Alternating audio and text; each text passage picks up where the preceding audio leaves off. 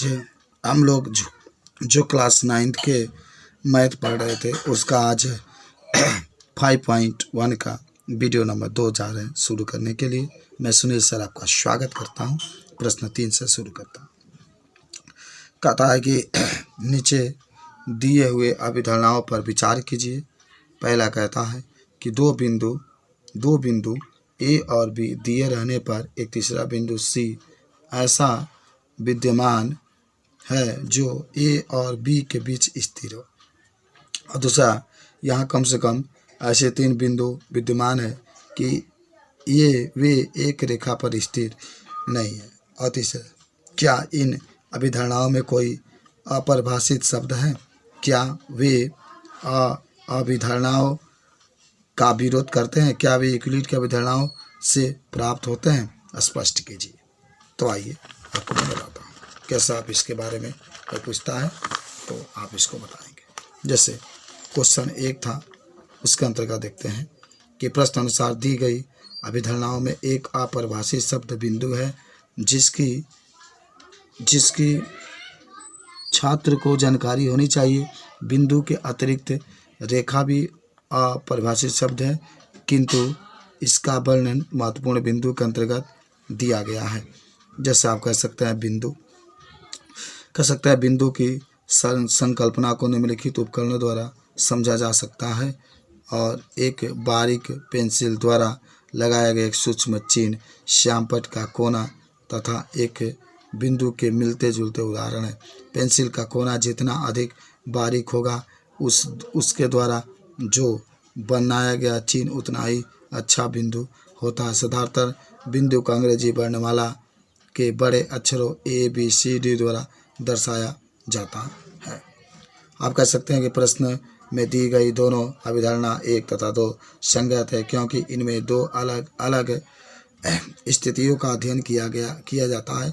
अभिधारणा 1 में कथन दिया गया है कि यदि 2 बिंदु ए और बी दिए हों तो उनके बीच में एक बिंदु सी होता है, जिन्हें निम्न प्रकार दर्शाया जा सकता है ए और बी और इसके बीच में एक बिंदु सी है।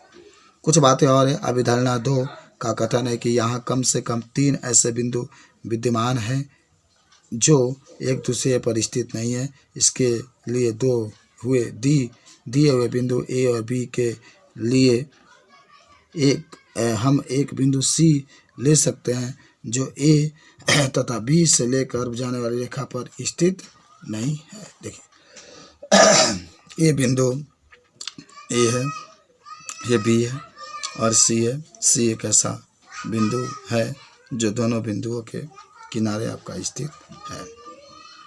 चलिए, तो इस प्रकार हम देखते हैं कि ये दोनों अभिगृहित यूक्लिड के अभिगृहितों का अनुसरण नहीं करते हैं, फिर भी ये अभिगृहित 5.1 का अनुसरण करते हैं।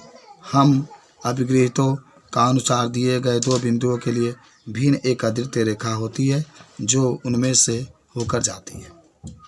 चलिए, प्रश्न 4 कहता है कि यदि 2 बिंदु ए और बी के बीच एक बिंदु सी ऐसा स्थित है कि AC बराबर BC, तो सिद्ध कीजिए कि AC बराबर 1/2 AB।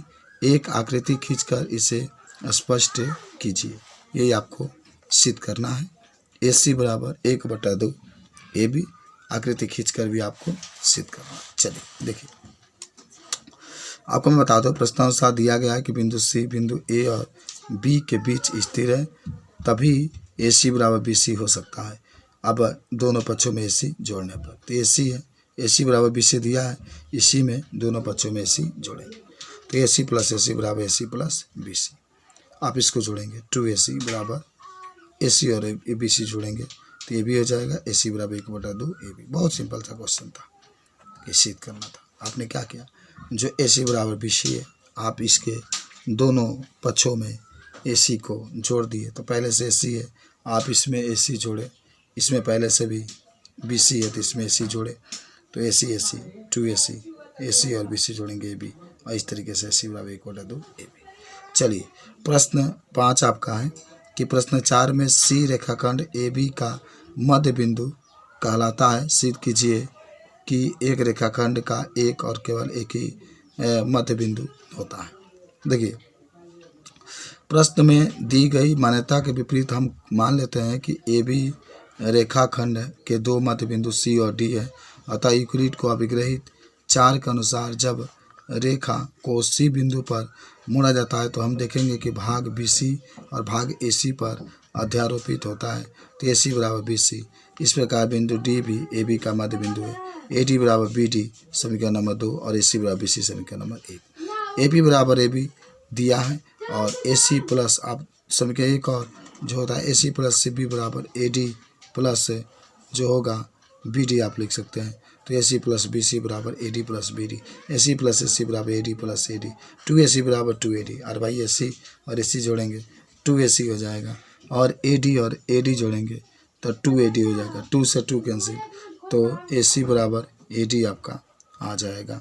इस तरीके से हम लोग इसको सिद्ध कर सकते हैं। तो अब प्रश्न 6 के पास हम लोग चलते हैं।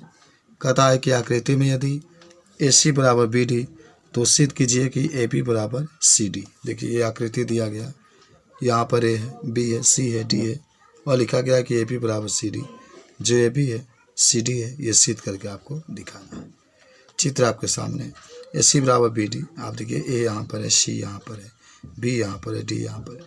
ए सी बराबर बी डी समीकरण नंबर 1 और ए सी बराबर आप चाहें तो A B plus B C लिख सकते हैं। ए सी बराबर A B plus B C समीकरण नंबर 2 और बी डी बराबर B C plus C D. ये बी है ये डी है तो B C plus C D जोड़ देंगे समीकरण नंबर, ये आपका बी डी बराबर इतना आ जाएगा। ठीक है, बात समझना। उसके बाद से समीकरण 2 समीकरण 1 आप लिख सकते समीकरण 2 और समीकरण 3 का मान समीकरण 1 में रख देंगे। ये 2 है तो ये आपका 3 हो जाएगा। इसका मान आप 1 में रखेंगे। अब ज़रा देखिए करना क्या है, जहाँ पर समीकरण 1 में ए सी है उसके जगह पर A B plus B C रखेंगे और जहाँ बी डी है उसके जगह पर B C plus B D रखेंगे। वही रखा गया A B plus B C plus C D. आप मुझे बताओ कि बी सी से बी सी कट जाएगा। समझिए बात को, बी सी से बी सी कट जाएगा। आप लिख सकते हैं कि दोनों पक्षों में से बी सी घटाने पर तो A B plus B C है, इसमें से बी सी घटाएंगे, B C plus C D है, इसमें से बी सी घटाएंगे तो B C minus B C C D. यानी सिंपल सी बात है, यहीं पर आप चाहते तो बी सी से बी सी काट दीजिए, ए बी बराबर सी डी आ जाता है। ये सब झमेला आपको नहीं करना पड़ता, यहीं से काट दीजिए और आपको ए बी बराबर सी डी सीड हो जाएगा। बहुत ही सिंपल सा क्वेश्चन था। चलिए, तो ये क्वेश्चन ये था आपका कुछ क्वेश्चन नंबर 7 लास्ट इस अभ्यास का है। 7 नंबर कहता है कि यूक्लिड के अभिग्रहितों को सूची में दिया गया अभिग्रहित 5 एक सर्वव्यापी सत्य क्यों माना जाता है। ध्यान दीजिए कि यह प्रश्न 5वीं अभिधारणा से संबंधित नहीं है। तो आप इसका आंसर में लिख सकते हैं कि यूक्लिड के अभिग्रहित 5 के अनुसार एक पूर्ण अपने भाग से बड़ा है। हम अभिग्रहित के एक सर्वव्यापी सत्य इसलिए माना जाता है क्योंकि विश्व के किसी भी भाग में किसी भी वस्तु के लिए कथन सत्य होता है। तो इस तरीके से हम आज 5.1 को समाप्त किए। अगले अभ्यास में हम लोग 5.2 पढ़ेंगे। धन्यवाद।